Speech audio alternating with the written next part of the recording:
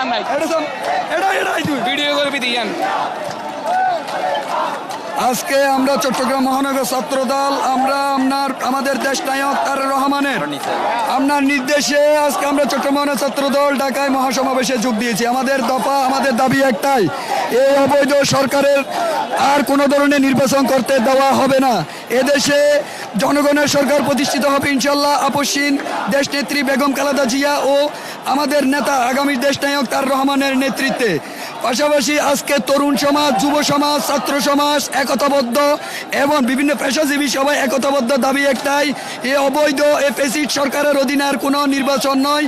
একটাই স্লোগান সর্বসাধারণে বাংলাদেশের 16 কোটি মানুষের, দফা এক দাবি এক, দফা এক দাবি এক, শেখ হাসিনার পদত্যাগ।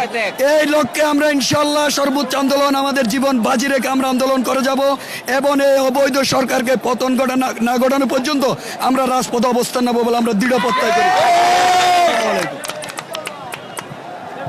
দর্শক